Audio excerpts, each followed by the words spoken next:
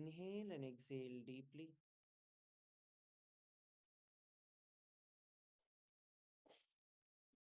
Inhale and exhale deeply. Please keep your eyes closed.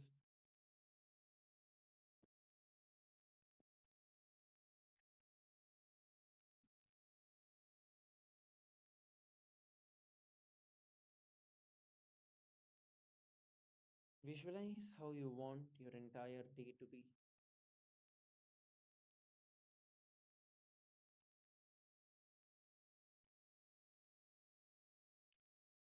For the next 30 days, the Nithyananda Yoga, the 2 hours that we will be spending with ourselves, is the time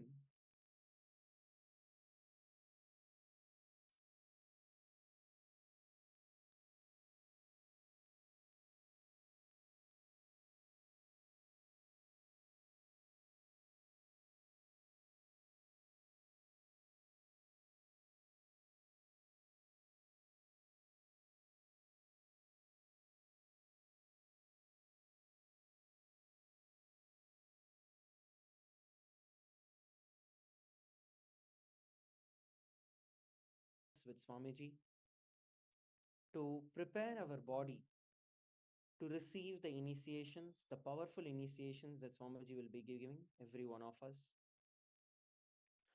So every day, we are going to begin our day with the yoga. So once again, I welcome all the Nithyananda Yoga participants who are participating now from around the world and the Paramashiva Sena participants, specifically in Antigua and Barbuda and in Kashi joining us. Welcome every one of you. So before we enter into the yoga for today, let's learn a little about the Nithyananda Yoga. Okay, so there are multiple different things that we do. So how many of you do the Nithyananda Yoga at your home? Can you all raise your hands? Those of you who do the Nithyananda Yoga at your home, can you raise your hands? Okay, so there is one huge set of people. Okay, for how many of you this is the first time you are doing Nithyananda Yoga? This is the first time. Can you raise your hands? Those who feel this is the first time you're doing it. Okay, so there's a few. Okay, so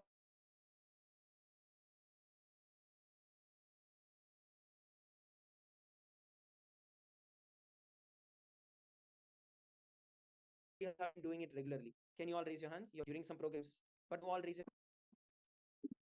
Okay. Okay, wonderful. All of you can drop your hands. So we have everyone, right? So I can assure you one thing. The Nithyananda Yoga that we will be learning and we will be practicing during the Paramashiva Sena program is going to be unlike what you have done at your home or what you have done in the various programs that were conducted earlier. Okay. So this is going to be a practical experience. We have the acharyas on the ground. We will demonstration of acharyas doing it from Vinyasa Krama. Okay, so there are multiple levels of the Vinyasa Kramas which are there. We have the Prathama Vinyasa Krama, Dvitiya Vinyasa Krama, and Tritiya Vinyasa Krama. So first 108, 208, and then 508. So all of these we will be going throughout the entire 30-day period and going through the various components of the Nithyananda Yoga. So that is where the whole details come in.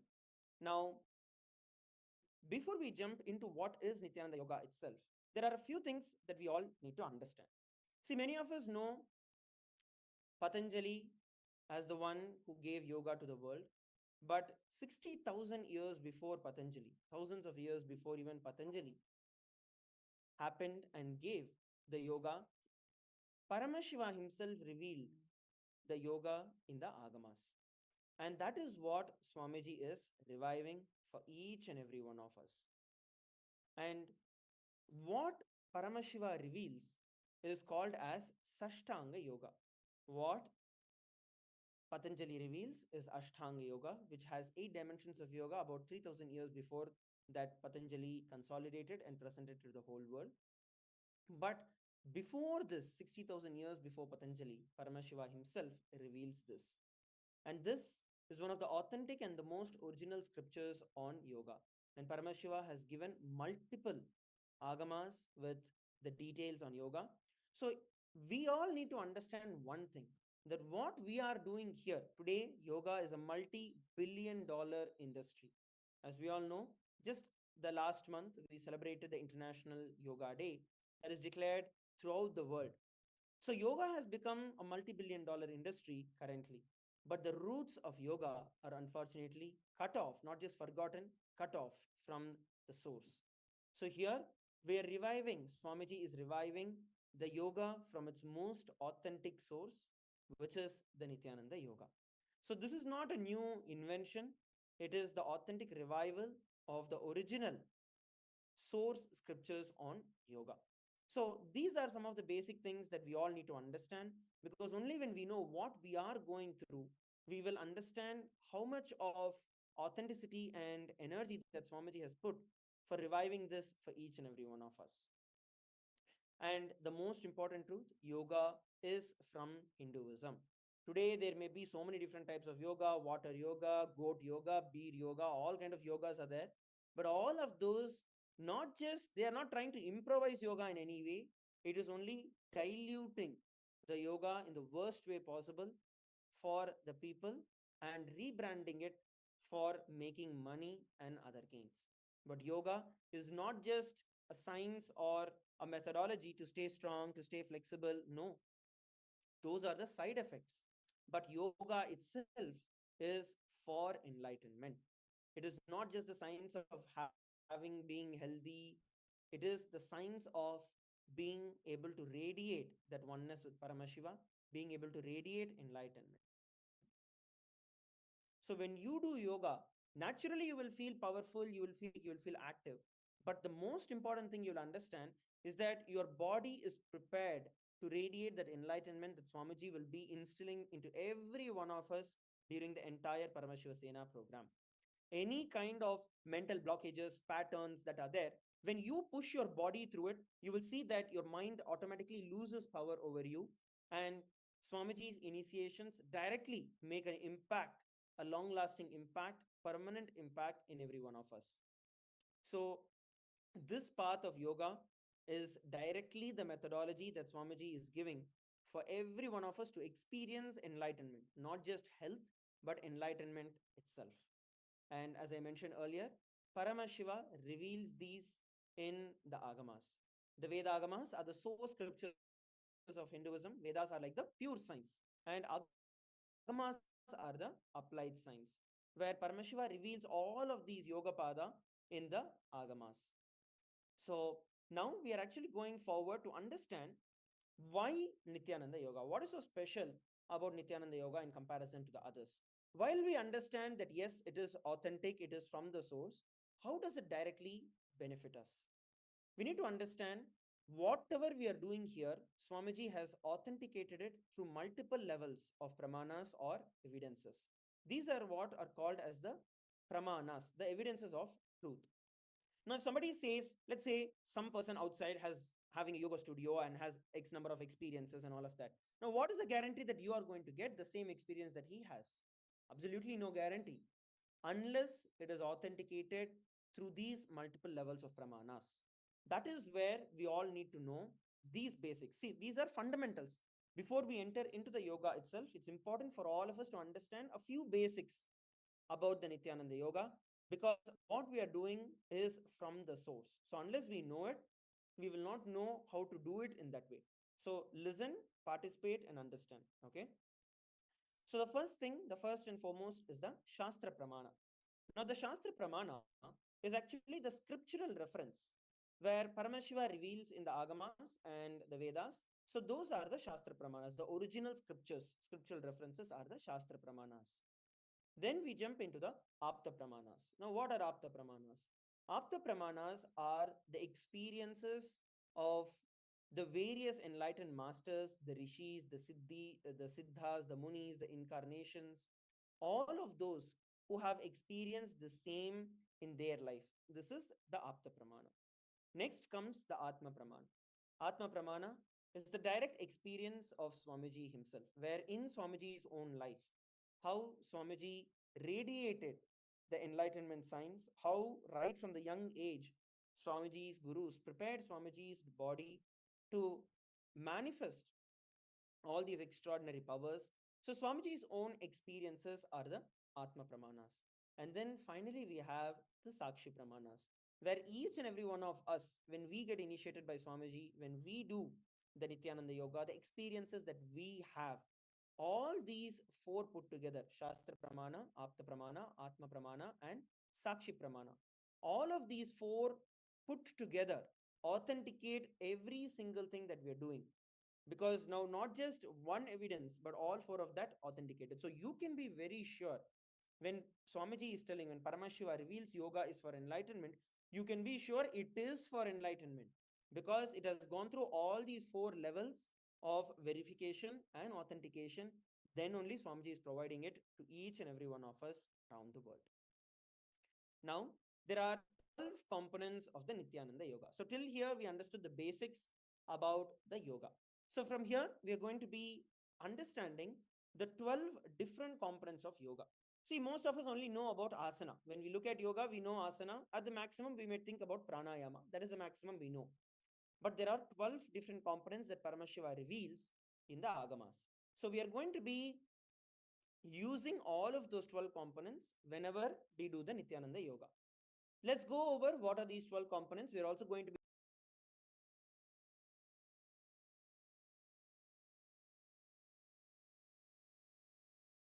doing it along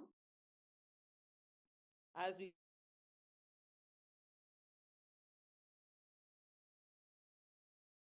So the first component that we are going to be looking at is going to be the asana.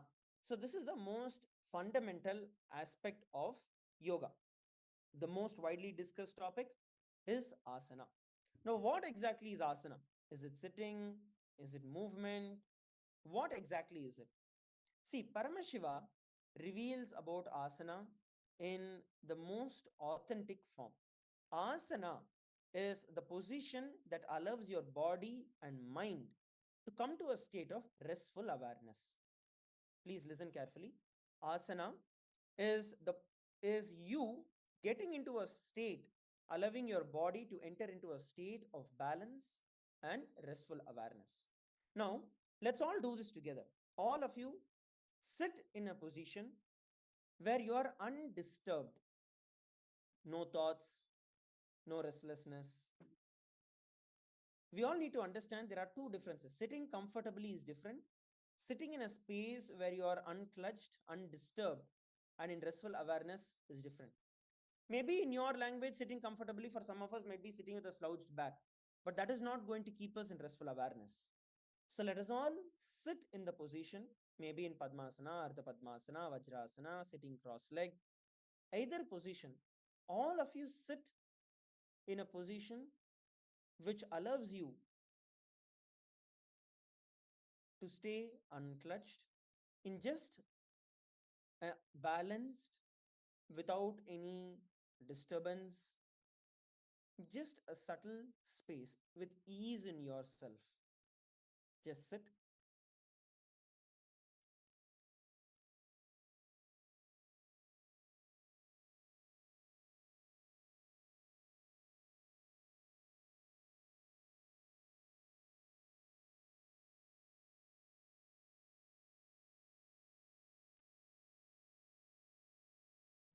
When you're sitting in a balanced position, you do not move around, you do not have the necessity to think about something else. You are just there, just sitting.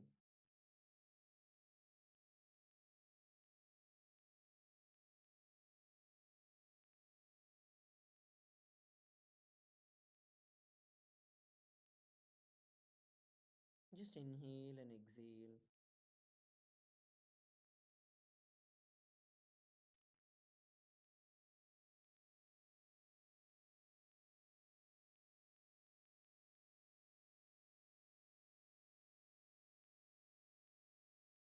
Inhale and exhale.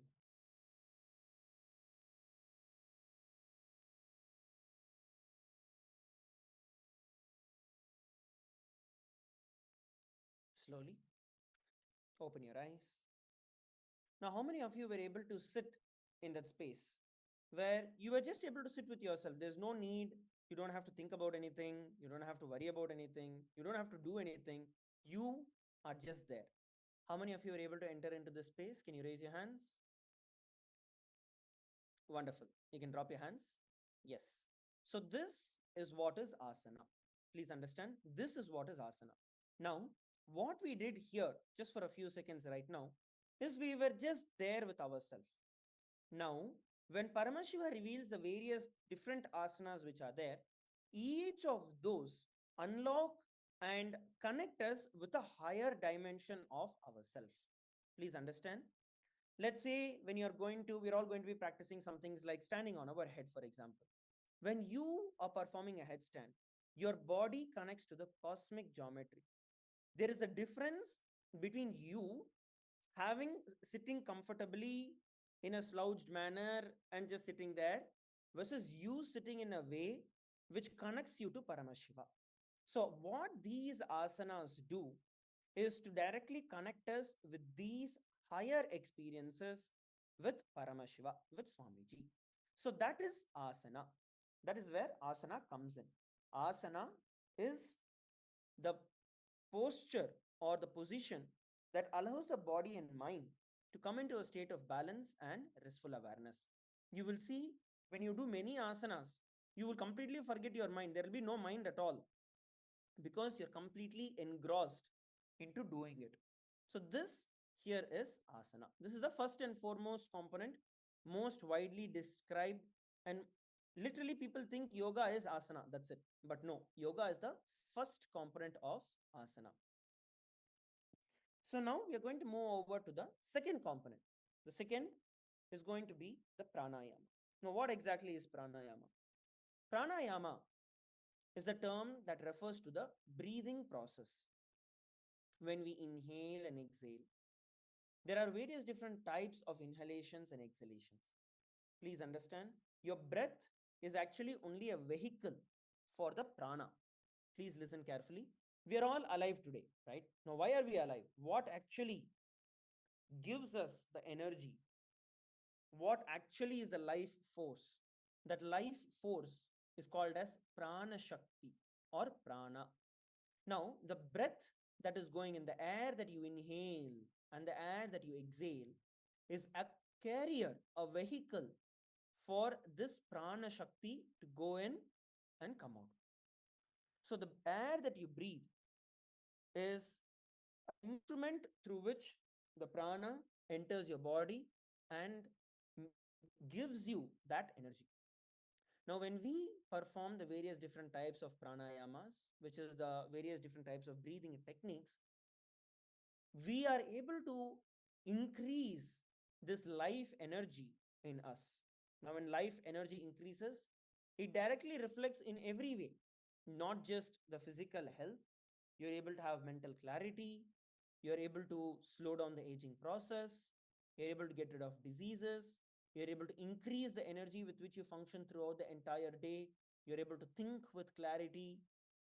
So, there are multiple different levels where when we perform the pranayama, the various breathing techniques that are described by Paramashiva, we are able to experience all of these higher states of consciousness itself.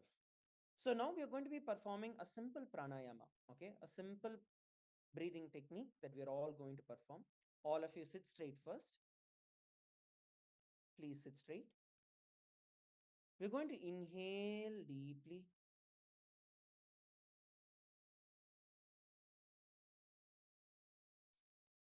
Bring your awareness to your breath. Close your eyes.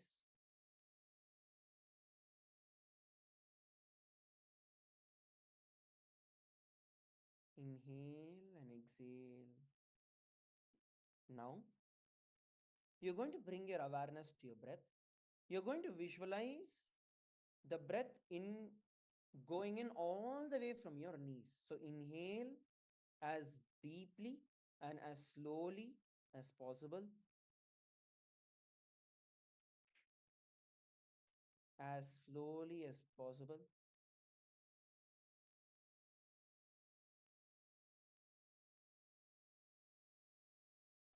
In a controlled manner. Inhale and then slowly exhale. Repeat the same.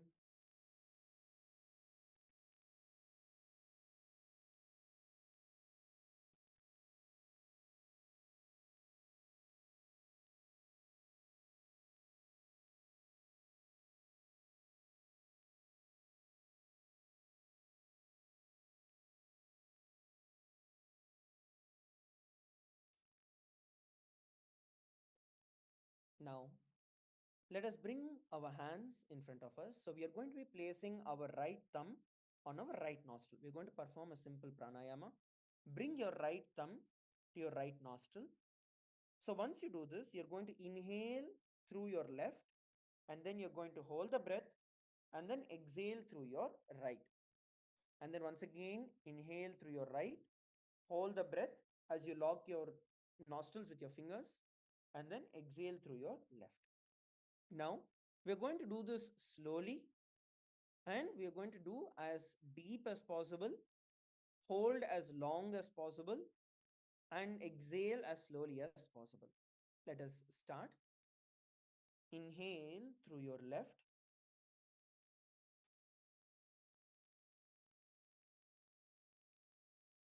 hold the breath,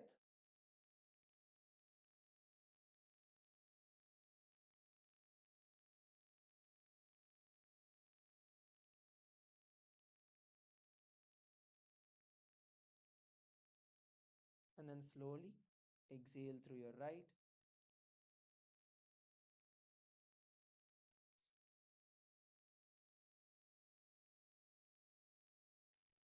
Now, inhale through your right,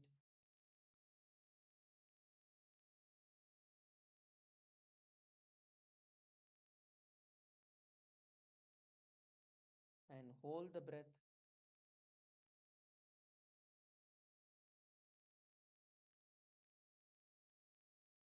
Hold it as comfortably as possible, and then exhale. Let's repeat it again.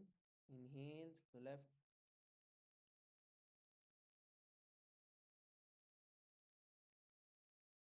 hold the breath inside, try to hold it as long as you can,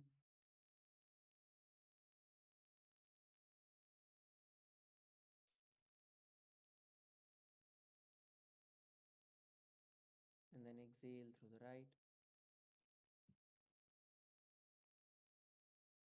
One last time. Inhale through the right,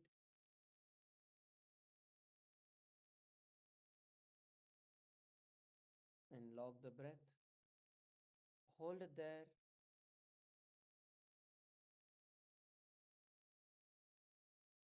As long as you can, sit straight and hold the breath, and then exhale through the left.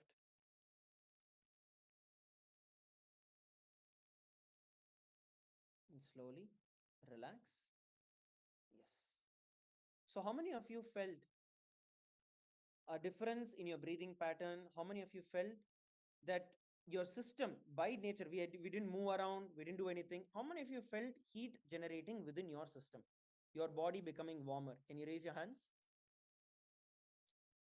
Please raise your hands if you felt that your body, by default, just by the breathing, is becoming warmer. Yes, great. Drop your hands. That is the power of pranayama. Pranayama has the power where without even moving anywhere, Swamiji very beautifully tells, just through pranayama, you can build muscles. You can build muscle, you can lose fat just through pranayama itself. So the prana, when we are able to direct it, see what we did here is a very simple pranayama. Like these, there are several types of pranayamas that are there, which we will be doing along with the asanas. With various different asanas, there are various different pranayamas that we will be performing. So the whole yoga itself is designed to give us that super conscious breakthrough. So that is pranayama. The second component. Now we are going forward to the next component. The next component that we are looking at here is the mudra. Now, what exactly does the mudras mean? The mudra, literally, the word in Sanskrit means sealing, seal. Okay. where when you position your hands or your fingers in a certain way, what happens is this prana shakti that enters into you during the pranayama actually gets logged. We are holding that prana shakti, that energy within our body. So you're going to hold it in different positions at different times. So what happens is the prana retains in your body for a much longer period, thereby giving you a much powerful experience. So mudras are a psychophysical process, and they help you to move forward with your asanas and pranayama, taking us to a higher state of consciousness. As I mentioned earlier, yoga is not just about your physical wellness, but it is about your enlightenment. So these mudras directly push you to the higher state of consciousness. There are various different mudras which are there, and we will be performing various mudras as we do the Nithyananda yoga. Next, let's move forward to the next important component. The next important component here, which is the fourth component, is bandha. Now, bandha means being able to do something, being conducive to doing something. Now, what happens during a bandha is that you get the power to move the prana shakti in a certain position, into a certain body part, into a certain energy channel. That is what is bandha. Please be clear. We started with the asana, which is the physical posture, which aligns your body to the cosmic geometry. Next, the pranayama, where the breath enters and retains the prana inside. Then you have the mudra that locks this retained prana inside your system. Now, what the bandha does is it channels that retained prana, that retained life energy, prana shakti, into certain roots throughout your body that awaken the various components, various energy centers of your body. Please understand, without bandha, the energy easily dissipates, it leaks out of our body through the various lifestyles and all of that. So what these bandhas do, they are like those bridge between the energy centers in our body and the prana that is coming in. So we channel the energy coming into certain direction. So these are the specific ways through which you can channel the kundalini shakti, the prana shakti into certain ways, certain energy channels that help you awaken to the higher energy. So there are mainly three types of bandhas. Okay, three individual types of bandhas, and then the fourth would be a combination of all the three that we will be practicing through the Sakala Vinyasa Krama that we will be doing. The first and foremost is the Mula Bandha. We'll be doing all of this and demonstrating. We'll be doing it together. First, let's just understand what they are, and then let's do this together. So first and foremost, we're looking at is Mula Bandha. Okay. So what exactly is a Mula Bandha? Mula Bandha is the root lock, where at your Mooladhara chakra, you contract the pelvic floor muscles. You pull your perineum, your butt in and up. That is the Mula Bandha. Then you have the Uddiyana Bandha. So in the Uddiyana Bandha, what happens is you pull your stomach in and up once you exhale. Then you have the Jalandhar Bandha, where you bring your chin to the chest and you lock it. And all these three put together are the Mahamudra Bandha. Okay. So now let us look at how to perform these bandhas. We understood that these bandhas are the ways through which you are able to channel these energies into a certain way. So let us now look at how we can perform these bandhas. Okay. So I want every one of you come to a standing position. All of you, please come to a standing position.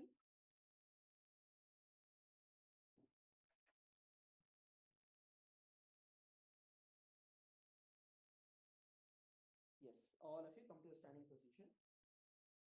Now, we are going to be performing the Mula Bandha. So, what exactly is a Mula Bandha and how can we perform the Mula Bandha? Okay. So, now as all this is a normal standing position, right? So, whenever we stand in a normal position, we look at it from a side view. For most of us, our back will be clouds, it will be forward. So, this is how we are going to be standing. Okay. So, it's more like clouds than standing. This is exactly how we are in general. So what happens is, from this position, you're going to pull your butt muscles, your perineum in. Okay, you're just going to tighten. So when you tighten your butt, right, what happens is your whole core gets engaged, your whole body stabilizes. This is Mula Bandha. It's a very, very simple technique to perform the Mula Bandha. But when you do it, just pulling your butt inward, just contracting your butt, that itself will actually strengthen your muscles. Okay, so let's all try to perform the Mula Bandha. Leave your body loose. Okay, leave your body loose. We're going to try and do this together. Now, contract your perineal muscles, pulling your butt inward, contract it and hold it, and see how your body stabilizes. Just that, how your body stabilizes, cutting down any movement, cutting down any instability, and you're able to just be there. Okay, yes, relax. So this is Mula Bandha. How many of you are able to see the difference? Can you raise your hands? When you pull your butt in, when you tighten your perineal muscles, your body stabilizes. Okay, yes, good. All of you can settle down. Please sit down. So this is the Mula Bandha. Now we are going to repeat the Mula Bandha as we are sitting down also. It's going to be the same as you sit down, whether you're sitting in a cross-leg position, whether you're sitting in Vajrasana, whether you're sitting on your knees, whether you're sitting on in Padmasana, either position. Now we are going to repeat the Mula Bandha here. Okay, we are now going to be repeating the Mula Bandha. So in the Mula Bandha, now what we are going to be doing is pulling your perineum up, the same thing that we did while standing. We are repeating the same. Okay, so pull your perineal muscles inward, contracting your butt.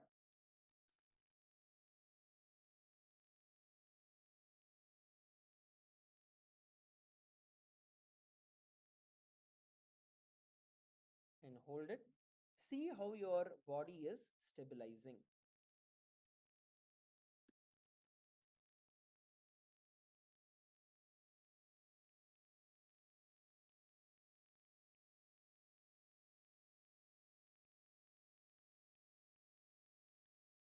Okay, relax. I think the feed in the Nithyananda Sabha in Antigua and Barbuda is stuck. I request the tech team to please address it.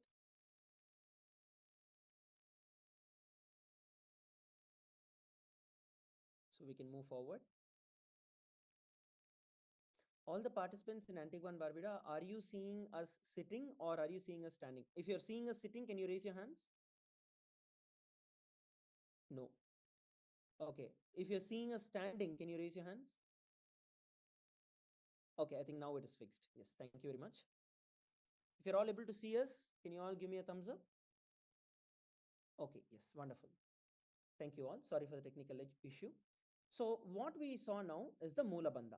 Okay, how many of you understood what the Mula Bandha is? Can you all give me a thumbs up if you all understood what the Mula Bandha is, how to perform the Mula Bandha?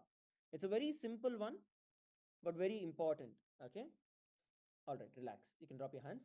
So the other aspect of the Mula Bandha is that in predominantly 99% of all the asanas, we will be performing Mula Bandha as the default.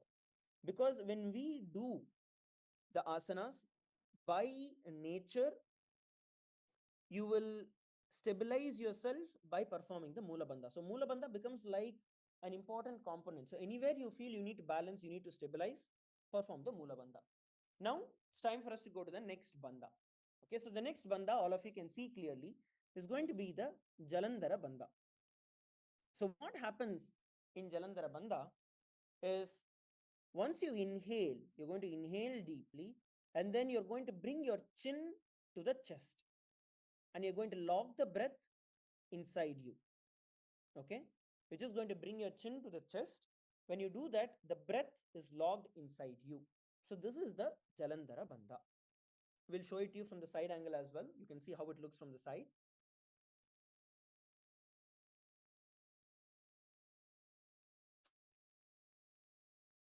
So as you can see, bring your chin to the chest and lock. This is the Jalandhara Bandha. You're looking down, you're not looking straight, you're looking downward. The breath is locked inside you. Relax. Let's do this together. We're going to inhale deeply with our nose, as deep as possible, and lock the breath inside our lungs by bringing our chin to the chest. So inhale deeply and bring your chin to the chest, locking the breath inside you.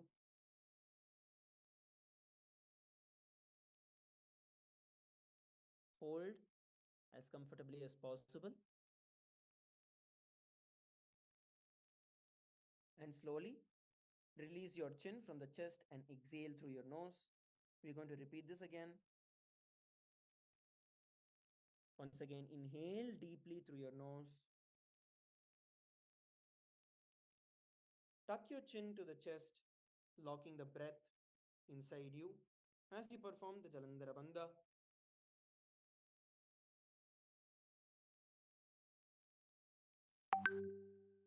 And hold the breath within.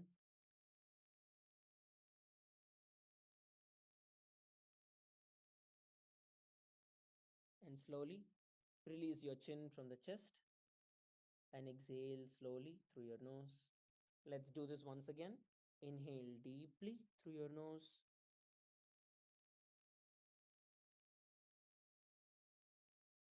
And bring your chin to the chest, locking the breath within you.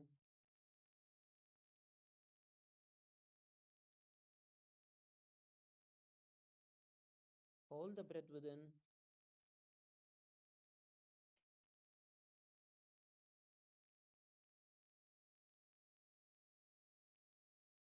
And slowly release your chin from the chest and exhale through your nose. And relax. Okay, yes. So how many of you were able to perform the Jalandhara Bandha? How many of you now understand what the Jalandhara Bandha is? Can you all raise your hands?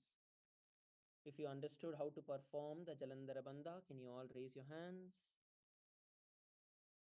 Okay, yes. Thank you all. Okay, so this is the Jalandhara Bandha. Now we are going to go over to the next one.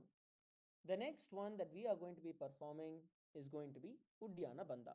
Okay, so this is something that we're all going to be spending a little time to understand how to do.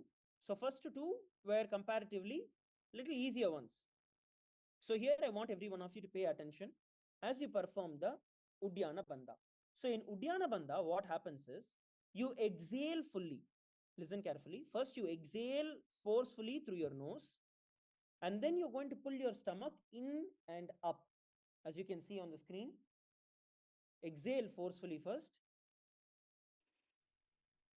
and then pull your stomach in and up, pulling your diaphragm all the way in, creating a concave in your stomach. And then slowly relax, where the breath enters back into you. So this is the Udyana Bandha. See, maybe in the initial phases itself, we might not be able to create a concave, like how we are able to pull it in as deep as possible. But the more and more we do, you will see that you get good with it. So we're going to try this together. All of you place your hands on your stomach. We're going to try and do this together. Okay, place your hands on the stomach. Now inhale deeply. Inhale deeply. Feel the breath filling your lungs all the way to your stomach. Now forcefully exhale the breath and pull your stomach in and up with the strength. Pull your stomach in and up. Feel your diaphragm going in and up. And then slowly relax, bringing your breath to the normal. We are going to do this together a couple of more times. Okay. Now inhale deeply once again. See, the key here is to exhale forcefully through your nose, so all the air comes out. When all the air comes out, then it's easy. Your body will automatically bend. So that way your stomach can be pulled in and up. Now forcefully exhale your breath, pulling your stomach in and up, into the Uddiyana Bandha. You can place your hands on your stomach to feel and see how it is going in.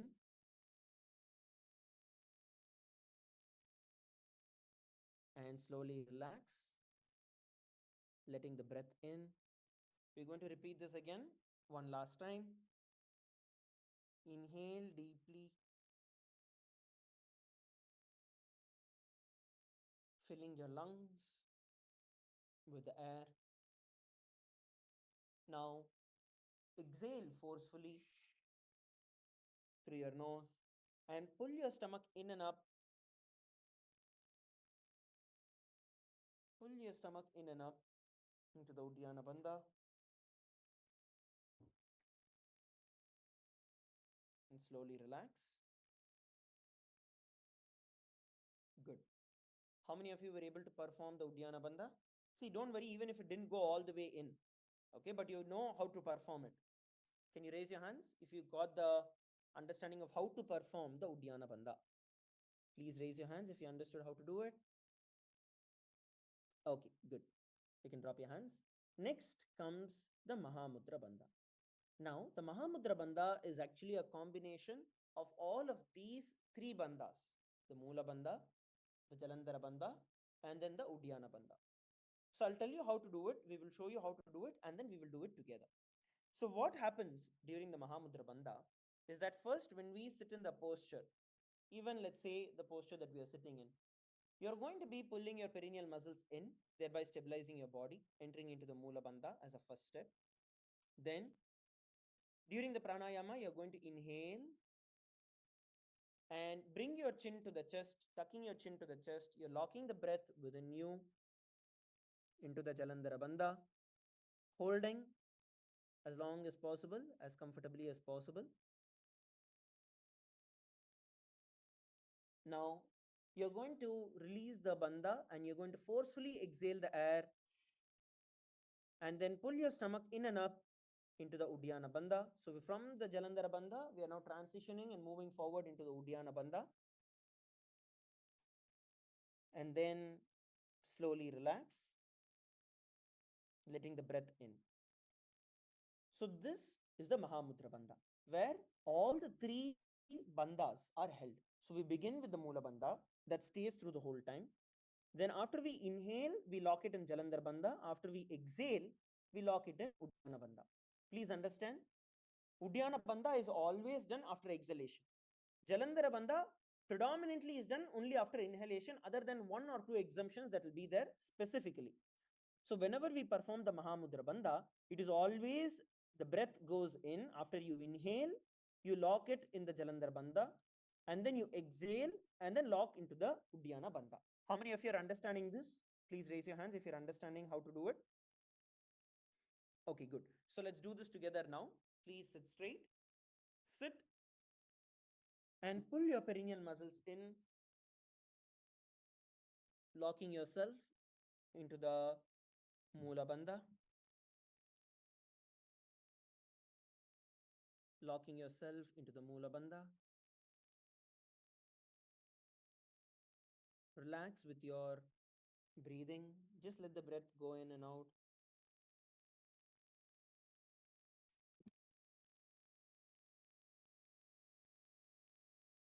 Inhale and exhale.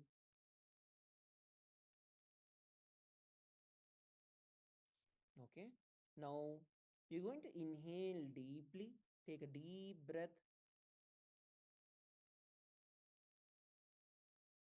And lock your chin to the chest as you enter and perform the Jalandhara Bandha. Hold the breath. Hold the breath. Now, slowly release the bandha, release your chin from the chest, and exhale forcefully through your nose. And pull your stomach in and up into the Uddiyana Bandha.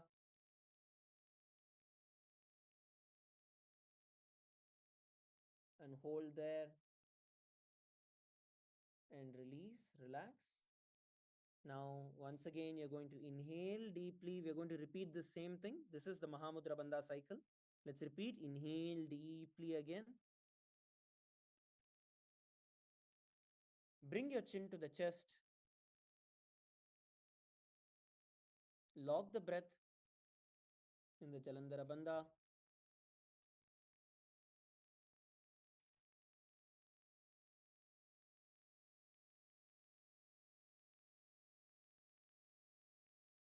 Now, release your chin from the chest. Exhale forcefully through your nose and pull your stomach in and up into the Uddiyana Bandha.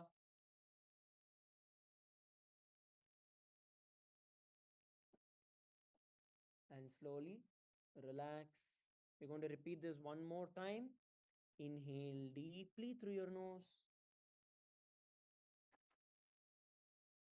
Take the breath all the way in. Bring your chin to the chest, tucking your chin to the chest in the Jalandhara Bandha.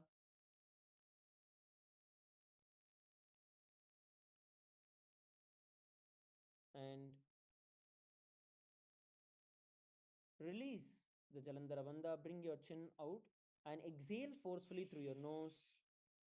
And pull your stomach in and up into the Uddiyana Bandha.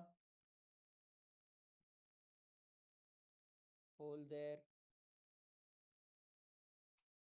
And slowly relax and inhale. And relax. Bring your breath to normal. How many of you understand how to perform the Mahamudra Bandha? Can you all raise your hands? All of you who understood how to perform the Mahamudra Bandha, please raise your hands. Yes, good. You can drop your hands. How many of you, while doing this, did not have any other thought? You were just doing it. There was nothing else that was going on in you. You were only focused on this. Can you raise your hands?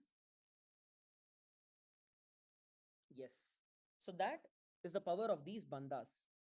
So when we do this, what happens is that we are creating a bridge to experience the higher states of consciousness, because there is nothing else that is going to go on. And please understand, we are doing this just while sitting. We will be doing these bandhas while doing several different asanas. So this is the fourth component out of the 12 components. So this is the fourth component. Now let's look at the next component, which is Karana. Now, Paramashiva, as Lord Nataraja, has given the Karanas. Now, what are Karanas? Karanas are the combined movement of the hands and the feet. This is described by Paramashiva in the Natya Shastras, and it involves a beautiful, graceful, synchronized movement of your hands, of your feet, of your hips, your fingers, where the whole body is moving in beautiful grace and alignment with the cosmic geometry. So, what these karanas do is they put you in a higher state of awareness and puts you into that space where you are aware of what is going on around you. So, there are 108 karanas that are described by Paramashiva himself in the Natya Shastras. Many of you would have seen these 108 Karnas in various temples, especially the Indian temples, South Indian temples. You will see a lot of these on the pillars, on the walls of temples, where Paramashiva has described these Karanas. So, the fifth component of the Nithyananda Yoga is Karana. So, we will be performing the various Karanas which are there. Now, the sixth component. From here, we are going to be entering into the more subtler components of the yoga. Till here, whatever we did, till the fifth component, everything is more physical. There is gross level of doing it, physically you're doing it. From here, enters into the more subtler components of the yoga. The first we did asana, then we did pranayama, then we did the mudras, we did the bandhas, and then finally we did the karanas. So with these five, all the physical movements are done. Now, from here, the deeper components, starting with visualization. Please understand clearly, when you are actually doing the yoga, what you are doing And what happens in your body is something much deeper. The muscles, the muscle memory in your muscles are open, being reprogrammed. Now, why do we live the way we live? Why do we do things the way we do? Why are we addicted, or why are we in a certain mindset? That is because it has become part of our muscle memory. So your body inherently knows how you respond, how you react, what you need to do. So while doing the yoga, you have the time to reprogram your muscles, reprogram your muscle memory. That is where the visualization comes in. So what you visualize, the qualities that you visualize, what goes on inside you, that programs your muscles and changes your muscle memory. Whether it is you feeling lazy to wake up in the morning, whether you have issues with your anger, where you react, where you fight back with life, whatever it may be, it is because it is programmed into your muscle memory. Now, while doing the yoga, the body opens up to build a new muscle memory. So these visualizations directly change those muscle memories.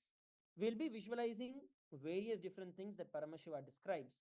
When we go through those, all those different qualities of those visualizations become part of us. So that is the visualization, the sixth component. Next, we are going to the seventh component. The seventh component is japa. And please understand, the japa is actually an internal chanting where you are going to not externally chant the japa, but you're going to visualize that japa. We will be chanting as acharyas, we will be chanting. You are going to visualize that revolving around in your throat in a circular way. Please understand, generally, when we do the japa, we externally chant the mantras, right? But here, what we are doing is the ajapa ajapa. So, as acharyas, we will be chanting the japa, and you will visualize that mantra, that japa, going the Sanskrit words revolving in your throat center. So, this becomes an important component because it energizes our entire Vishuddhi chakra. And for all of us to know, the Vishuddhi chakra is literally the storehouse of our energy. So when we energize our Vishuddhi chakra, and as we wear the Rudraksha, all of us will be getting the Kanta Rudraksha if you do not already have. So this energizes the Rudraksha, which throughout the day gives you the energy. So that is the japa, the seventh component of the Nithyananda yoga. Now there are various different japas that we will be doing. Some of the japas through the whole time that we will be doing. One is Soham Shivoham Sada Shivoham. Now, while I am chanting these japas, I want every one of you to sit straight, close your eyes, and I want you to see the verbalization. When I am chanting the japa, see that mantra revolving in your throat center. It can be in any language, in any script of yours. See that mantra, that japa revolving in your throat center. Sit straight, close your eyes. Soham Shivoham Sada Shivoham Mahasada Shivoham Om Nithyanandoham Om Nithyananda Mahasada Shivoham Om Nithyananda Paramashivoham Soham Shivoham सदाशिवोऽहम्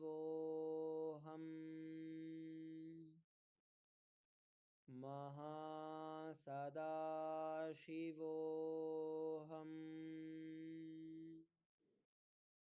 ॐ नित्यानन्दोऽहम्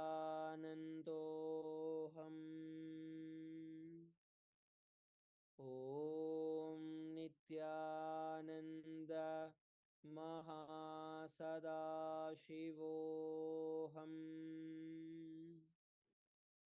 ॐ नित्यानन्द परमशिवोऽहम्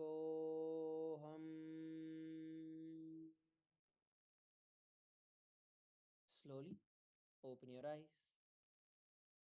How many of you were able to visualize the mantra, the japa rotating in your throat center? Can you all raise your hands? And how many of you felt that the japa in itself puts you into a state of just being there? Like it does not allow you to wander away somewhere, it brings you physically into that space of awareness. Can you raise your hands? Yes, good. So, this is the japa. Now we are going to go over to the next component. So the next component is chanting, mantra. So what we do during the mantra is that we chant the original verses of Paramashiva. Please understand. The original verses that Paramashiva reveals in the various agamas, we will be chanting those Sanskrit mantras as is. So you will be listening to them. The japa is for you to visualize in your throat center, and the mantra is for you to listen to it. So when we utter the Sanskrit words, each Sanskrit syllable itself has the power to awaken the various components of our brain. There are various researches that are done in various universities and various research centers that very clearly prove these Sanskrit syllables, Sanskrit sounds have the direct impact on your brain. So they awaken your brain directly. So when we chant the verses that Paramashiva reveals about that particular verse, so what happens is it directly connects you, your brain, maps your brain to the frequency of Paramashiva when he revealed it and raises the very state of your awareness to them. So every single asana that we will be doing has the direct verses that are revealed by Paramashiva. So we will be doing those, you will just be listening. So the mantra is for you to listen as you do the asana. Okay, so this is the eighth component. So now we are moving forward to the next component, which is the additional weights. So the ninth component is the weights. So long before the modern day bodybuilding, weightlifting, and all of that, Paramashiva describes using weights as a component to raise the Kundalini Shakti, where in multiple different poses, as we do, as we move forward, see, in the initial phases, we are only going to be learning how to do the basic asanas, means how to perform the asanas properly. Once we are able to stabilize ourselves, once we are able to get to doing it properly, then we will start adding weights. So in the upcoming various different parts of the Nithyananda Yoga, we'll be teaching every one of you to use weights in various different components. So using these weights more than your body weight itself, using additional weights, they are used as a methodology to raise the Kundalini Shakti. Even as simple as you having jeta pulls your the various parts of the head, right, the skull, it pulls, awakening the Kundalini Shakti. That is the reason if you see all of us have the jeta. Jeta is described by Paramashiva in the Agamas not just as an attire, not just as the way for us to live, but he describes very clearly how these jetas, when they add this additional weight, when they pull your head backward, that awakens the various non-mechanical components of your brain. So like these, we will be adding additional weights when we perform. So this is the ninth component. Then we have the next component, which is the mandala. So mandala is the representation of the cosmos itself. And we'll be having the various mandala processes that we'll be giving, that we'll be going through. At the same time, we'll also be receiving the yantra, the Sri yantra, that all of us will be getting, and we'll be placing them on our yoga mat. So what happens is that the very space where we are sitting becomes a source of energy. So that is the yantra. We'll also be visualizing certain yantras during certain poses. So the yantra is a cosmic geometry that maps where you are, the physical space where you are, to the cosmic geometry. Then we are going to the 10th component. Sorry, we are going to the 11th component, which is going to be the abharana. Abharana is jewelry. Now, the jewelry is not just worn for decorative purposes, but everything has a spiritual significance. Whether it is gold, whether it is silver, whether it is rudraksha, all of these have various different components of directly connecting us with Paramashiva. That is where the rudraksha is a very, very important component. All of us will be wearing the Kanta rudraksha. What happens is that the Kanta rudraksha, once energized during the yoga, it serves as a constant recharge, as a battery for us throughout the entire day. So Paramashiva reveals about the Rudraksha. Rudraksha is literally Paramashiva's blissful tears. And the tears, the blissful tears of ecstasy that rolled out from Paramashiva's eyes when they landed on planet Earth, those are Rudrakshas. So wearing the Rudraksha, the Kanta Rudraksha, is a very important component, because throughout the entire day, see, yoga is like a recharge. You'll be charging yourself. Now, throughout the entire day, the Rudraksha is what is going to keep the energy flowing throughout your body. And same way, the Sundaravadam, which is the earrings, the Rudraksha earrings, the Rudraksha, Kanta Rudraksha, which is your the Rudraksha on your throat. Like these, there are various abharanas that we will be receiving throughout the program, that is energized by Swamiji himself. So here is the Rudrakshas, which is the abharana. And the 12th component, the last component, is Aushada. Aushadas are the sacred alchemies, the signs that Paramashiva reveals in the Siddha tradition. This is a combination of various herbs and various different medicines that are there. There are two components of Aushadas. One, that you eat, okay, that you take in to your system. The other is that you apply on top of you. Even as simple as applying the kumkum on your third eye, right? So what happens when you apply the kumkum on your third eye is that it decalcifies your third eye. The kumkum is nothing but processed turmeric. And again, once again, there are thousands of studies that show how the turmeric detoxes you. So applying the turmeric, the Jnananjana, the Vibhuti, all of these will be given at different points in time. So these Aushadas together directly detox our body, prepare us to receive these higher energies in our life.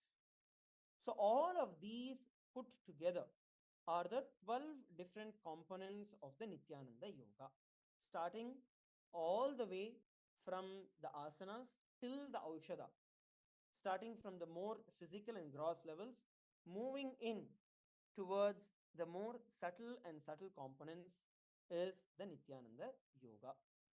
So now we are all going to be entering into the Sankalpa. So every day before we start and before we enter into the Nithyananda Yoga, we will be performing the Sankalpa.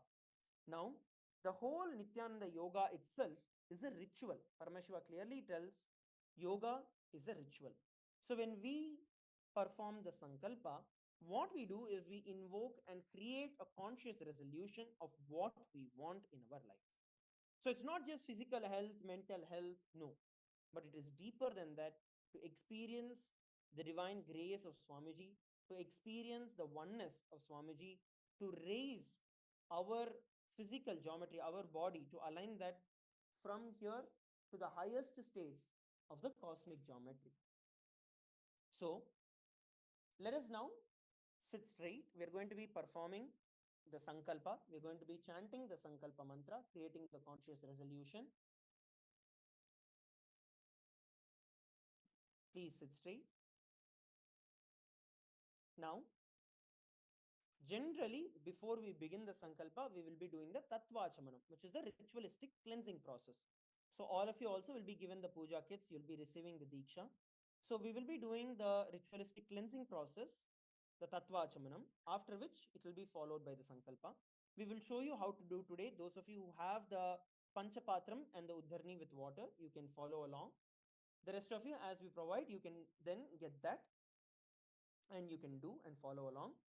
Let us now first begin with the Tattvachamanam. Now, keeping your right hand in the Gokarna Mudra as the Acharya is demonstrating, take an Uddharni of water, spoon of water into your right palm and then sip the water from the base of the right palm as we chant the following mantra. Om Atmatattvam Shodhayami Svadha. We take another Uddharni of water and sip along the mantra. Om Vidyatattvam Shodhayami Svadha. We take another Uddharni of water and sip along with the mantra. Om Shivatattvam Shodhayami Svadha. Please wash your hands with an Uddharni of water.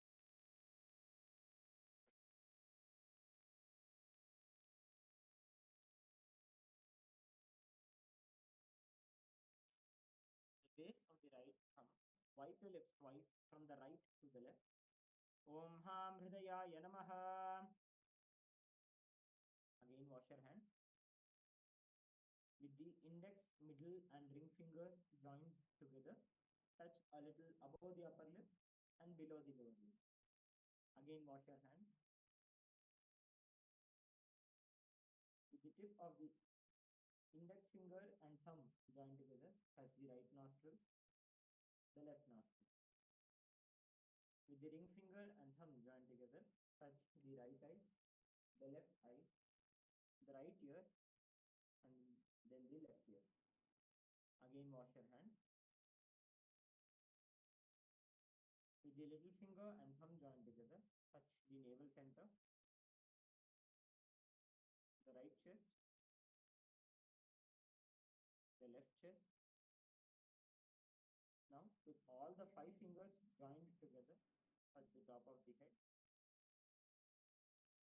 the right shoulder, the left shoulder, and then the heart center. And then again wash your hand. So this is the ritualistic cleansing process that Paramashiva describes as the Tattvachamanam in the Agamas. Next, we are going to be entering into the Sankalpa, which is a conscious resolution. So whenever we create a Sankalpa, a conscious resolution, the very power of the Sankalpa itself will manifest the results that we wish and want to have through performing that particular action, in which case here is the Nithyananda Yoga. So all of you sit straight. You are now going to clasp your left hand with your right. Okay? Place your right hand on top of your left and place it on your right thigh. Place it on your right thigh. From here, we are now going to be entering into the Sankalpa.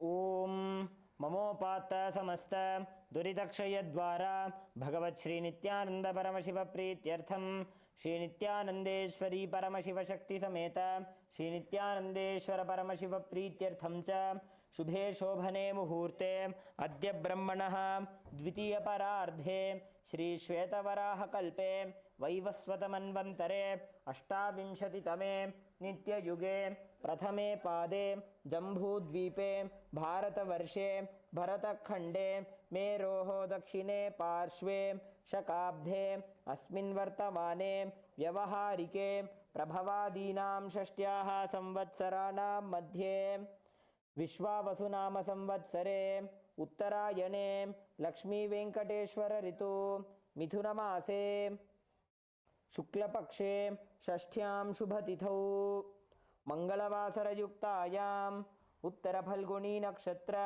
व्यतिपातयोग तैतिलकरण एवं गुणविशेषणविशिष्टायाम् अस्यां शुभतिथौ श्रीकैलासोन्नतद्वादशान्तश्यामलापीठारूढ श्रीमीनाक्षीसुन्दरेश्वराभिन्नस्वरूप परशिवपुत्ररत्नकुमारगुरुमन्यतुल्यावतार श्रीपार्वतीस्थन्यपानलब्धदिव्यज्ञानविश्रुत सकलनिगमागमसारभूतद्राविडवेदप्रवक्तृ श्रीमत्परमशिवकरुणासमधिगतमुक्तामयचतुरश्रयाण गीयमानछत्रचामर श्रीचिह्नकाहलादि समस्तबिरदावल्यलङ्कृत ज्ञानविज्ञानचक्रवर्ते सर्वजनसङ्गसद्यो निर्वाणदीक्षाव्ययापवर्गवर्ष श्राणजीमूत परमतकलभकेसरी शैवसिद्धान्तस्थापनाचार्य श्रीराजाधिराजपाण्ड्यमहाराजगुरु क्षपणशाक्यादिमहान्धकारनिवारणज्ञानभानु वीक्षणानर्हार्हध्वजोच्छेदनपूर्वक श्रीमत् ऋषभध्वजस्थापक शैवसमयकर्तृ सर्वज्ञपीठारूढ श्रीजगद्गुरु श्रीज्ञानसम्बन्धदेशिकस्वामि वागीशसुन्दरमाणिक्यवाचकस्वामिनाम् अवतारभूत श्रीज्ञानसम्बन्धस्वामि पुनरुद्धृत श्यामलापीठ सर्वज्ञपीठ तृणवद्युत्तरद्विशततमगुरुमहासन्निधान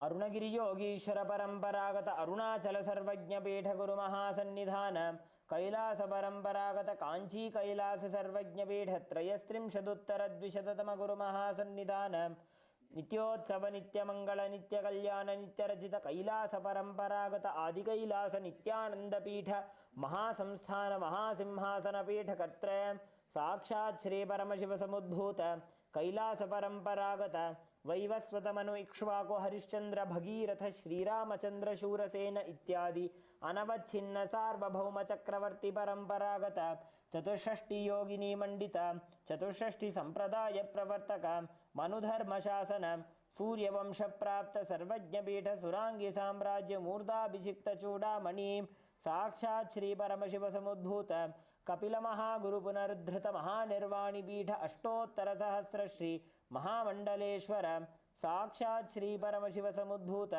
श्री महागणपति समारंभ अनवच्छिन्न पीठाधीश्वर गुरु परंपरा प्राप्त अटल पीठ अष्टोत्तर सहस्र श्री अटल पीठाधीश्वर धर्म मुक्ति स्वर्गपुर स्वर्णपीठ त्रयोविंश गुरु महासन्निधान कैलास परंपरागत आदिपीठ सर्वज्ञपीठ जगद्गुरु श्री कैलास पुनरुद्धारक श्री कैलास परमाचार्य श्रीमत् परमहंस परिव्राजकाचार्य वर्य सच्चिदानंद प्रणव स्वरूप श्रोत्रिय ब्रह्मनिष्ठ श्रीमज्जगद्गुरु श्रीलश्री भगवत् श्री नित्यानंद परमशिव श्री ज्ञान संबंध देशिक परमाचार्य स्वामिनां प्रीत्यर्थम तेषां पादारविन्दयोः भक्ति सिद्ध्यर्थम गुरुकृपा कटाक्ष सिद्ध्यर्थम क्षेमस्थैर्य वीर्य विजय आयुरारोग्य ऐश्वर्यानाम् अभिवृद्ध्यर्थम धर्मार्थ काम मोक्ष चतुर्विध बल पुरुषार्थ सिद्ध्यर्थम समस्त दुरितोपशान्त्यर्थम समस्त मंगल अवाप्त्यर्थम भगवत् श्री नित्यानंद परमशिव प्रसादेन सकुटुम्बस्य ज्ञान वैराग्य जीवन मुक्ति प्राप्त्यर्थम पूर्ण आरोग्य युक्त दृढ़गात्र योगिक शरीर सिद्ध्यर्थम परमशिव शक्ति आविष्करणार्थम नित्यानंद योगाभ्यासं करिष्ये.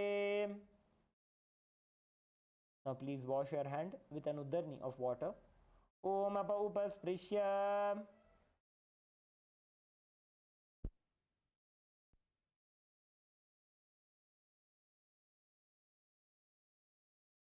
So that was the sankalpa, the conscious resolution. Now, once we finish the conscious resolution, we will be moving forward into the Nithyananda Yoga. So the first thing that we are going to be beginning with is going to be the skeleton dance.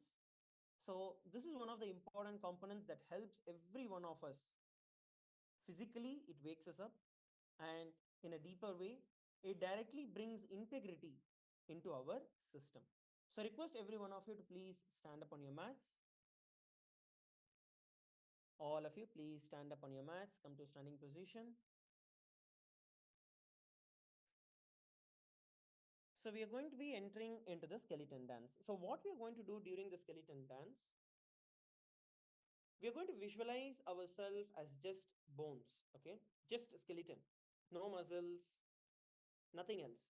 We're just going to visualize ourselves as a skeleton in our inner space. And we are going to start shaking ourselves. We're going to start moving our hands, our legs, our neck in all various directions possible without any standard way or an organized way of doing it. You're going to be chaotic. You're going to move your hands, legs, hips, every single joint of your body in every single direction that is there. So we will be doing this to get ourselves up and ready. So now we are going to be beginning the skeleton dance. You're going to first start walking forward and backward on your mat. Slowly start off by shaking your hands. Start walking forward and backward on your mat.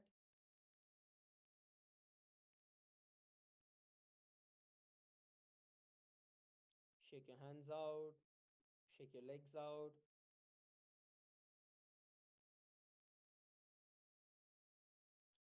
Just make sure you do not, by mistake, hit somebody while doing it.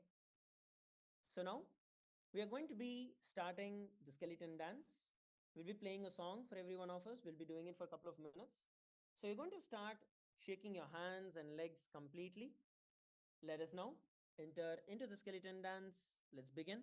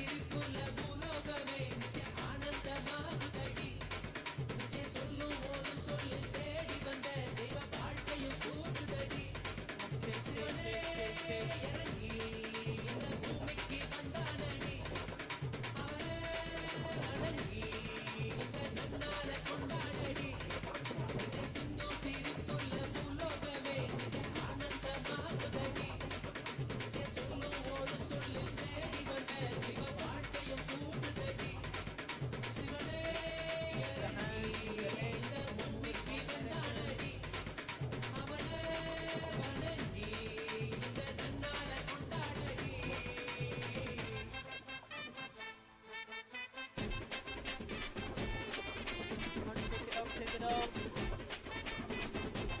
Move your hips.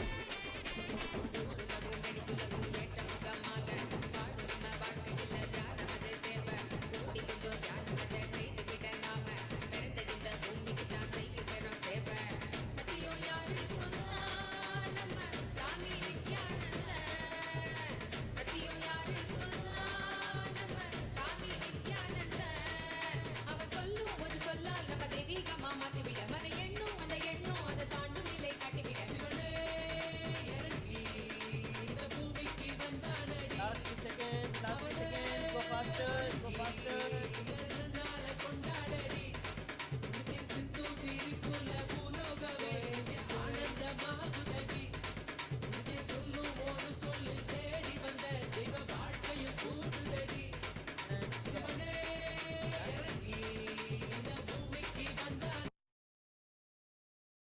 Just stop. Stop wherever you are. Stand still.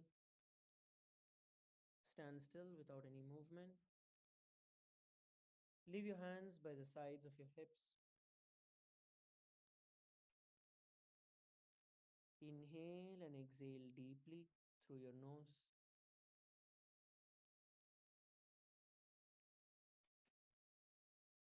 Inhale deeply.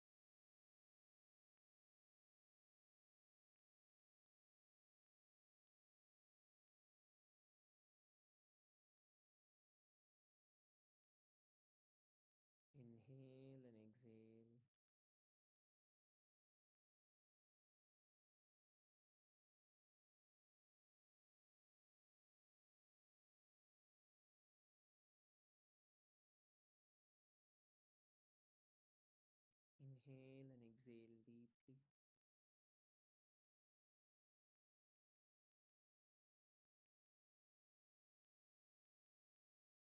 Feel your entire body.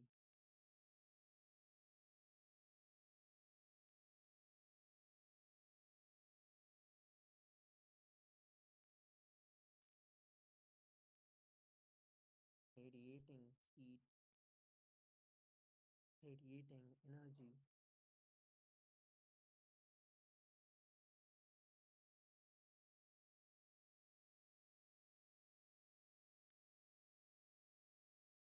Feel the blood coursing through your veins.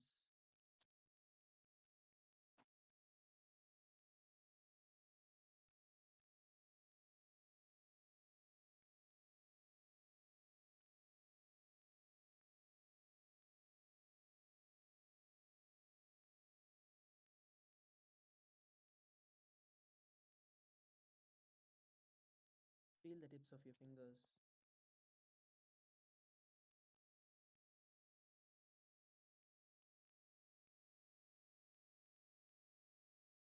pulsating with energy.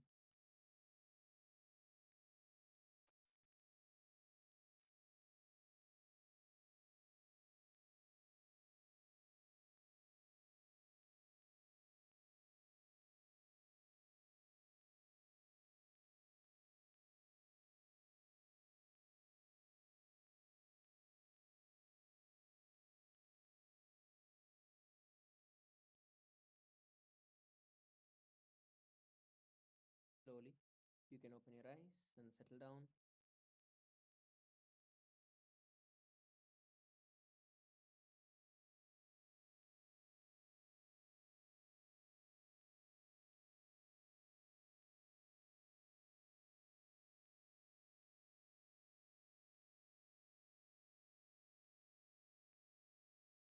All of you can settle down. Yes.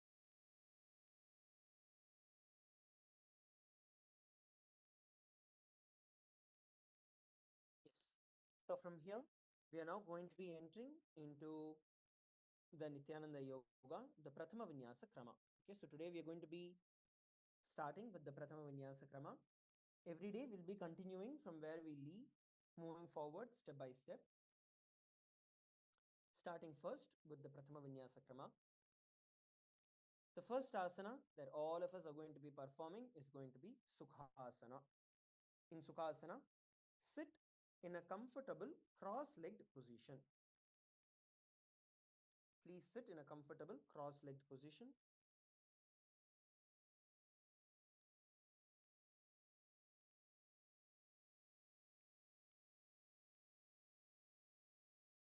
Sit in a cross-legged position. Now sit straight, head, neck and spine in a straight line.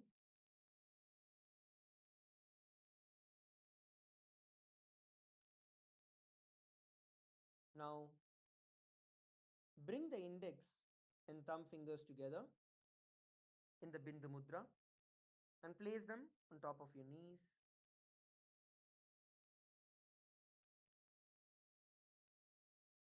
Place them on top of your knees. Index and thumb together. Place them on top of your knees. Sit straight. We are now going to be performing the Samana Kumbhaka, the pranayama, which is the Samana Kumbhaka. You're going to inhale deeply through your nose and visualize the breath that is entering you, awakening the fire at your navel center, awakening the Jataragni in your navel center.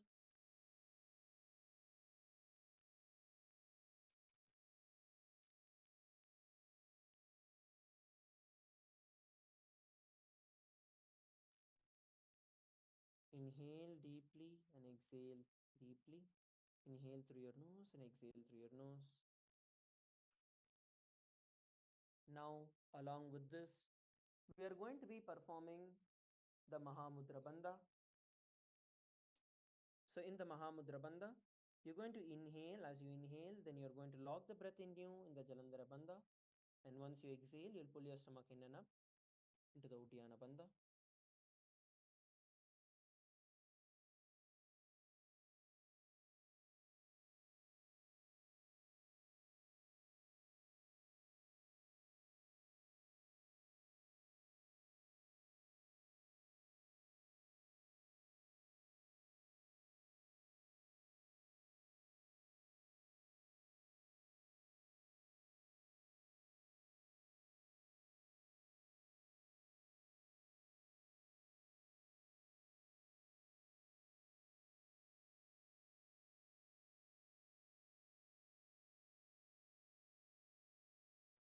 Now,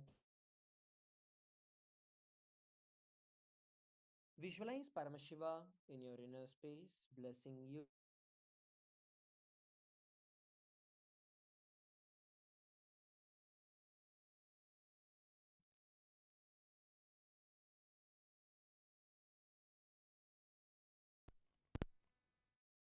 युक्तम् अशक्तस्तत्समाचरेत् आसनं विजितं येन जितं तेन जगत्त्रयम्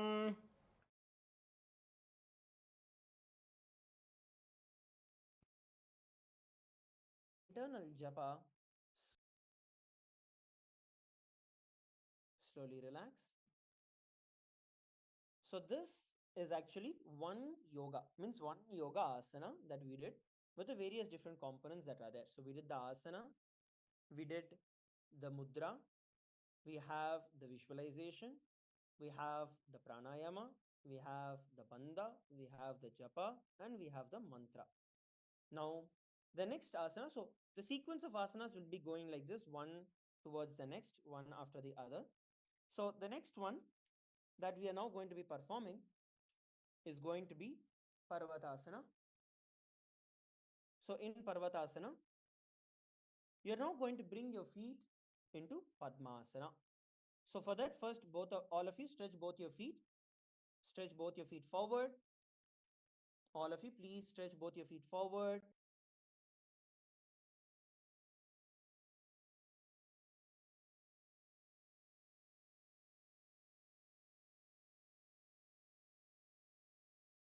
Stretch your feet forward. Now from here, take your right foot, okay, and place it on your left thigh. Please take your right foot and place it on your left thigh. Now take your left foot and place it on your right thigh.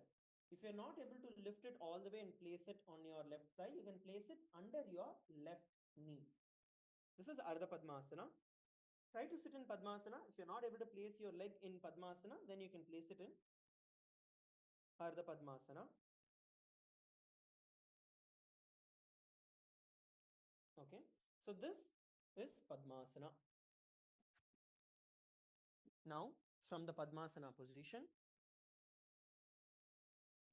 you are now going to be raising your hands up. Raise your hands up all the way up towards the sky. Joining your hands above your head. As you raise your hand into Parvatasana, head, neck, and spine in a straight line. Stretch it out nicely. You're going to raise all the way up and visualize yourself as a mountain, Mount Kailash, in your inner space. Continue to perform the Samana Kumbhaka, inhaling through your nose and visualizing the breath awakening the Jataragni, the fire in your navel center, along with the Mahamudra Bandha. So that means you're going to inhale. Visualize the breath awakening the Jataragni. Lock the breath inside you in the Jalandhara Bandha. Hold. And then forcefully exhale the breath and pull your stomach in and up into the Uddiyana Bandha. As you continue to be seated in the same position, and then relax and inhale again. Have the internal japa. Soham. अथ वक्षे महादेव पर्वतासनमङ्गलं यत्कृत्वा स्थिररूपी स्यात् षट्चक्रादिविलोपनम्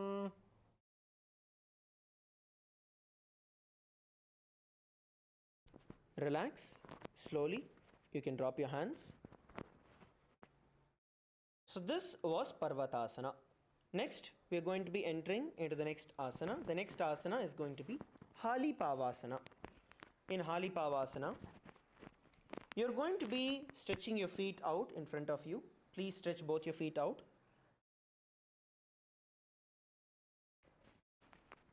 Stretch both your feet out in front of you. Now, from this position, bring your feet together, slightly bending your knees. Bring the soles of your feet together, slightly bending your knees. So by doing this, you're actually having a diamond. So your feet is in the shape of a diamond. Okay, your feet, your soles are together, heels are together, knees are slightly bent. Now from this position, you're going to be bending forward and down, bringing your forehead all the way towards the ground behind your heels. So your heels are there, behind the heels you're going to get your head, your forehead, and interlock your hands behind your back. Interlock your hands behind your back and hold down in this position. Just breathe. Hold down. If you feel your hamstrings, your thighs, your back stretching, allow it.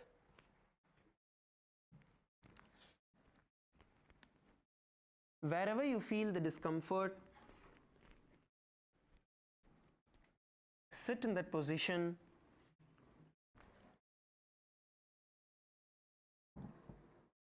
And breathe in there. Continue to perform the Samana Kumbhaka. As you inhale, you're going to be visualizing the breath awakening, the Jataragni.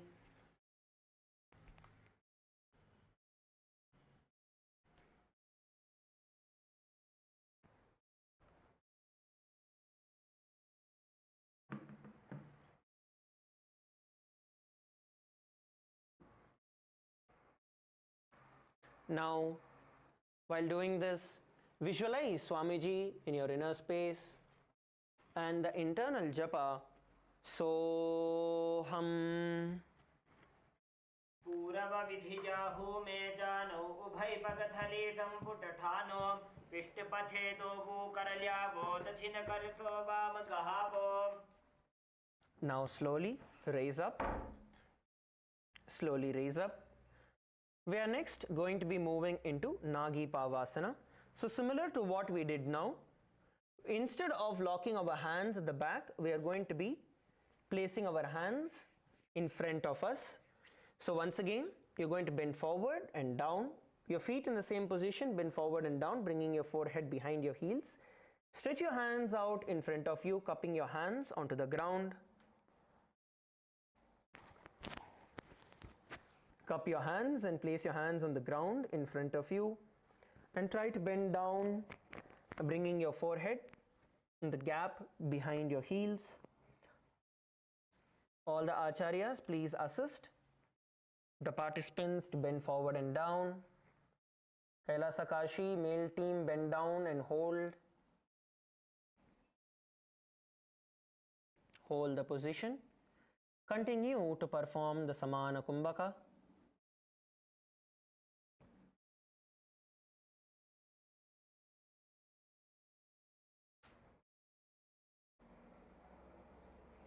Inhale through your nose.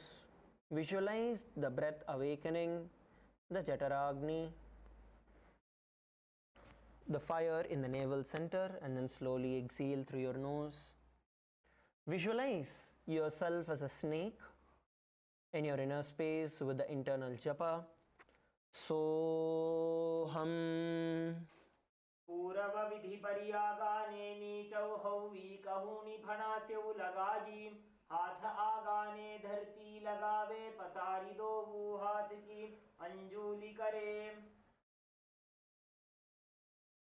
Slowly come back to a seating position.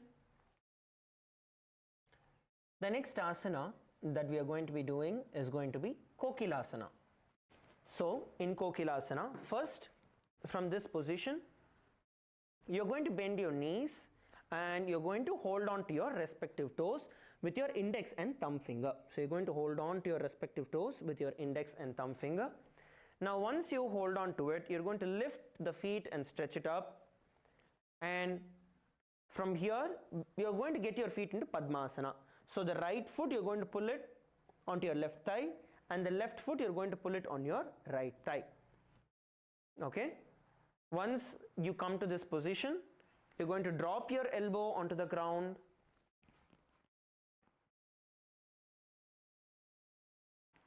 and stay down. We'll show this to you once again, those of you who did not catch how to do it. So from the stretched out position, you're going to bend your knees, hold on to your toes with your index and middle finger. This is called the prana mudra. Okay, so whenever we tell the prana mudra, this is the prana mudra. Your index and middle finger holding on to your toes. So hold on to your toes, lift them up into the air. From here, bend the right leg, placing the right foot on the left thigh, and bring the left foot on the right thigh, and bend forward and down, bringing your elbows onto the ground. If you're not able to enter into the Padmasana, even with one leg which you're able to pull, you're just going to pull one leg and bend down. Bend down and hold. In this position, you're going to visualize yourself as a bird in your inner space with the internal japa. Soham अथान्यदासनं वक्ष्ये येन सिद्धो भवेन्नरः अकस्मात् वायुसञ्चारं कोकिलाख्यासनेन च. Relax slowly, come back to a seated position. Now you can drop the left foot at the bottom of the right knee, entering into Ardha Padmasana. Please sit in the Ardha Padmasana position. Now stretch your hands in front of you. Please stretch your hands in front of you. Hold on to the opposite elbows. Please hold on to the opposite elbows. Now from here, you're going to make round circles with your hand. First in the clockwise and then the anti-clockwise direction. So you're going to rotate your hands nice and round. Stretch to the sides as you're rotating it.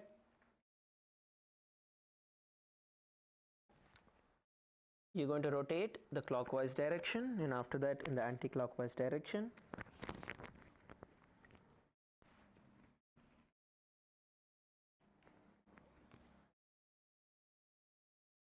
Now continue to perform the Samana Kumbhaka. Inhale through your nose. Visualize the breath awakening the fire in your navel center, the Jataragni. Now visualize Swamiji in your inner space and the internal japa. Soham. घोड़ा बाबा पाद की आशमाहिली सोयम दक्ष चरण को वार लौता परिगुल्फ समोयम वाम पाद को माहिलो बहुरव Gulf Jazan तापरि घोड़ा दक्ष की आश बार लीठान. Relax. Now we are going to be entering into Gajasana.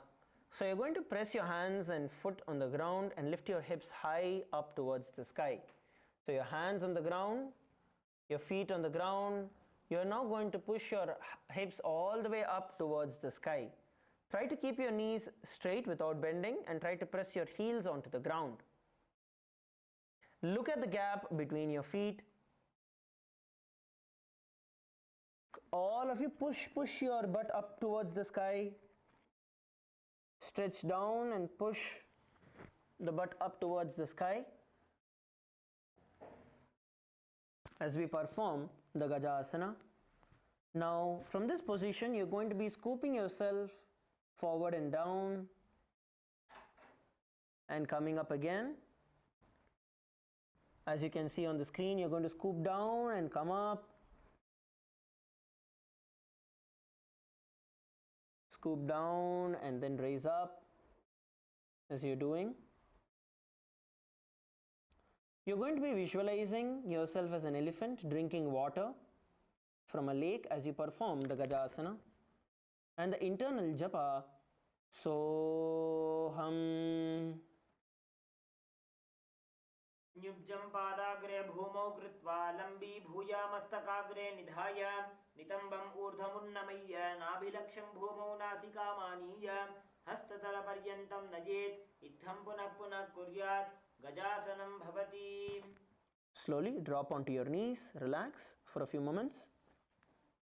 So what we did now is Gajasana.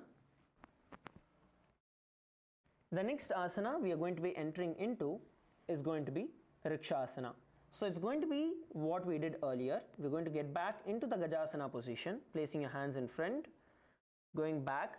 Now instead of scooping down, you're going to be walking your feet in the same position. So 1 foot at a time, you're going to raise one heel off the ground and then place the other on the ground.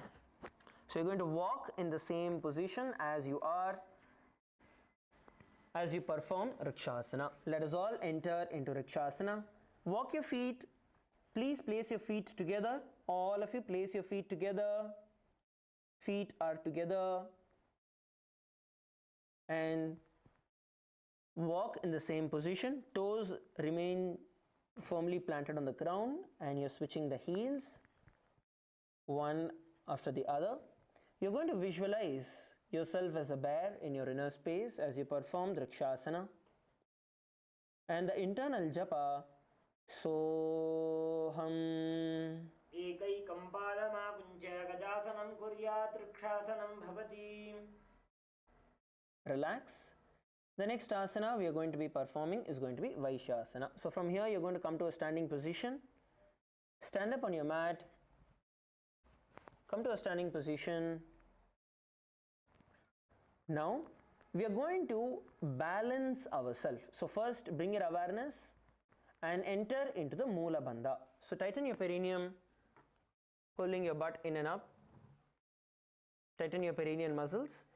Now bring your hands in front of your heart. Bring your hands in front of your heart. As you can see, the 3 middle fingers, which is your index, middle and ring finger, are touching your heart center of both your hands. Now from here you're going to raise yourself up on top of your toes. So you're going to lift your heels off the ground, raise yourself up, look at one point in front of you, gaze at a point in front of you, balance yourself. Balance yourself as you perform the Vaishyasana. Continue to perform the Samana Kumbhaka. If by mistake your heel drops, you're again going to raise back. Bring your feet together. Your feet are together and then go on top of your toes. Feet together and then lift onto your toes. Continue to perform the Samana Kumbhaka. Inhale and visualize the breath, awakening the Jataragni.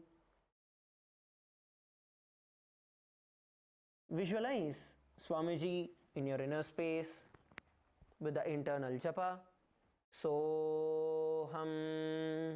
केशेन पादयुगलं बद्ध्वा तिष्ठेत अधोमुखः अथ वैश्यावक्षे यत्कृत्वा सत्यवान् भवेत्.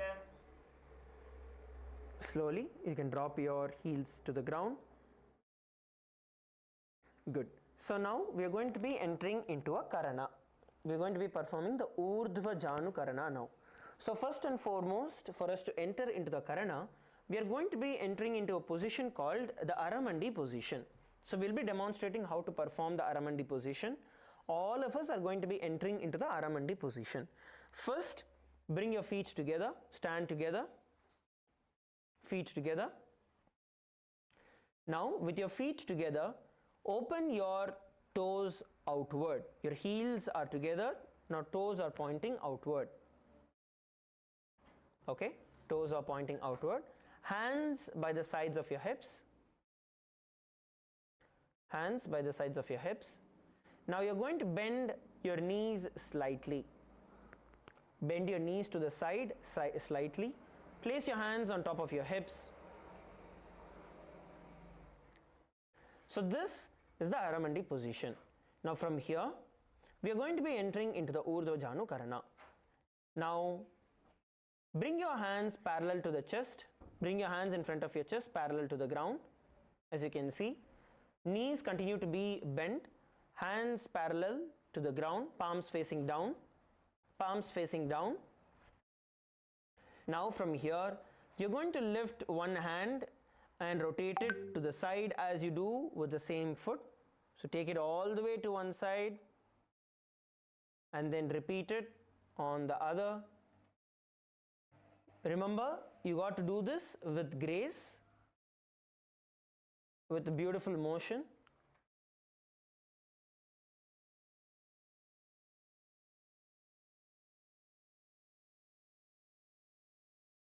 Roll your hands left and then to the right. Whenever you come back to the position, you're coming down to the Aramandi position. Remember to keep your knees slightly bent and relax. So this is the Urdhva Janu Karana. The next asana we are now going to perform is going to be the Balalingasana. Now for Balalingasana, you are now going to be standing straight, feet together. Now from here, raise your right leg towards your chest. Raise your right leg towards your chest. Interlock your fingers from inside. Hold on to your knee and pull it all the way up towards your chest. Hold on to your knee and pull it all the way up towards your chest. Toe pointing down towards the ground.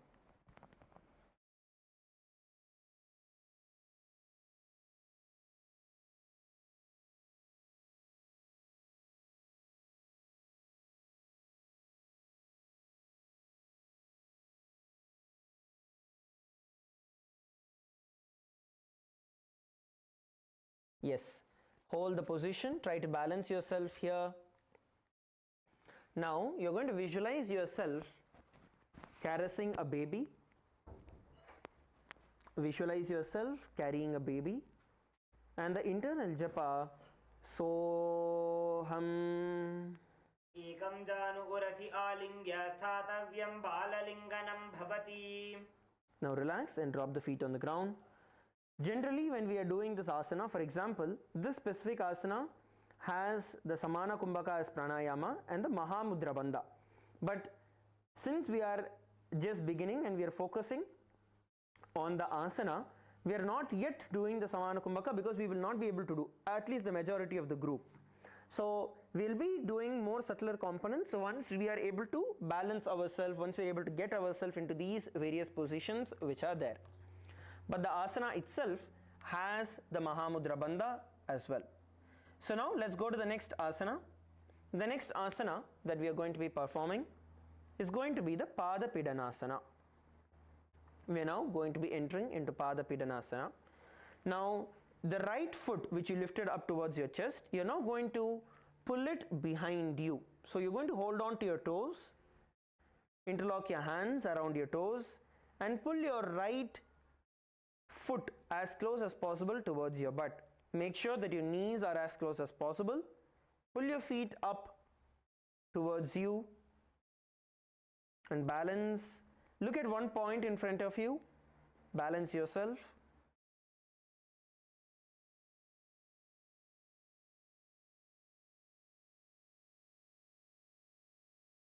Bring your knees together. Try to get your knees together and balance.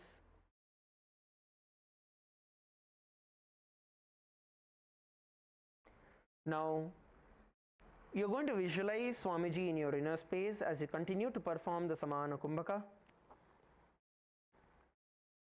and the internal japa Soham. Sthitvaikasmin padatale karabhyam veshtajettanum पृष्ठे संस्थाप्य यत्नेन पादपीडनमासनम्. Slowly relax. So the next asana we are now going to be performing is going to be Natarajasana. So for Natarajasana, now with the foot that was at the back, which is your right foot, you are now going to be getting yourself back into the Padapidanasana. So you're going to bend your right foot backward. So this position from here, you're going to hold on to it with your right hand, and then with your left hand, you're going to stretch the left hand forward, bend forward and lift your right leg towards the back. Okay, so you're going to bend forward, stretching your left hand forward and pulling your right leg up towards the sky. Holding yourself in this position, look at one point in front of you so you are able to gaze at one point and stabilize yourself into Natarajasana. We will do this together. Let's do this together.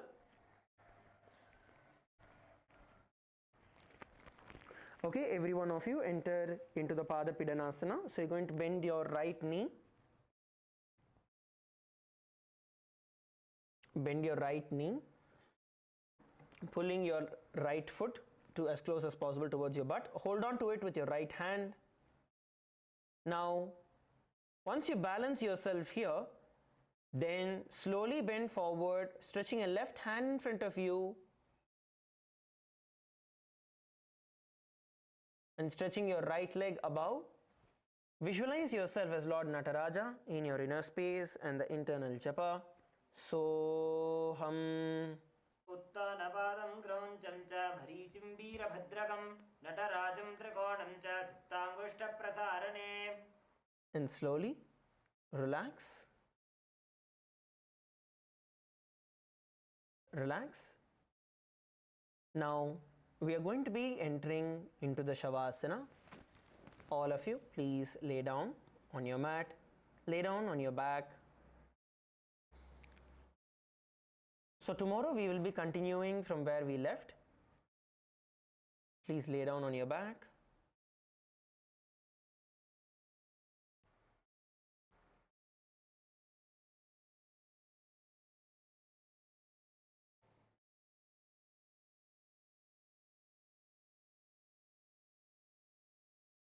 Place your hands by the side of your hips.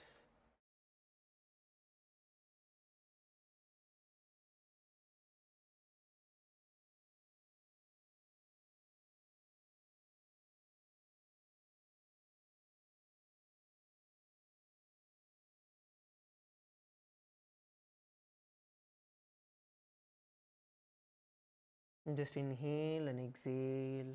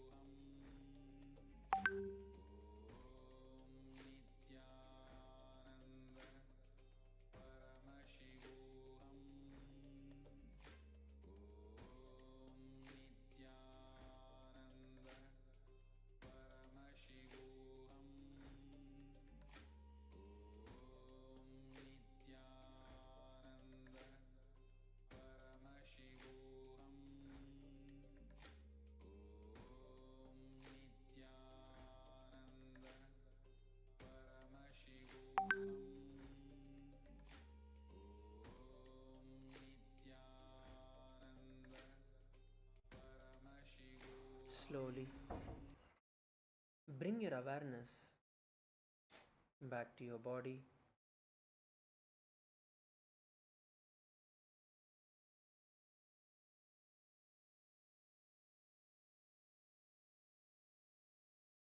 Slowly move your toes, your fingers.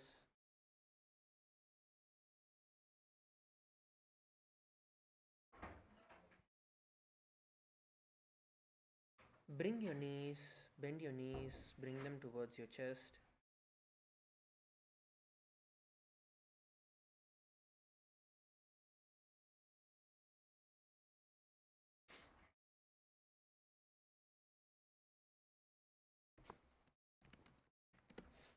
And roll yourself from the left to right. Roll yourself from the left to right. And slowly come back to a seated position.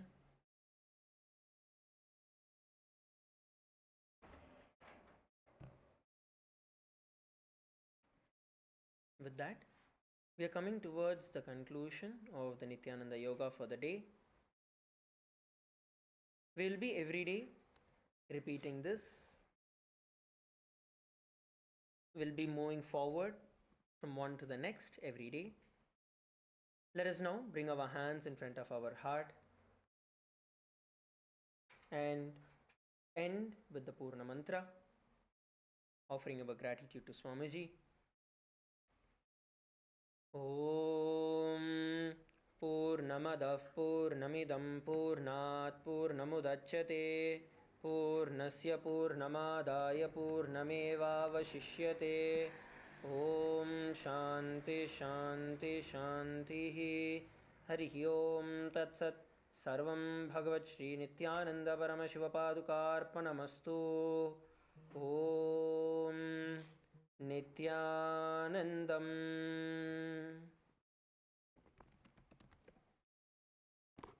Thank you all. We'll now be moving to the next segment and the further announcements will be made. Thank you everybody. Nithyanandam.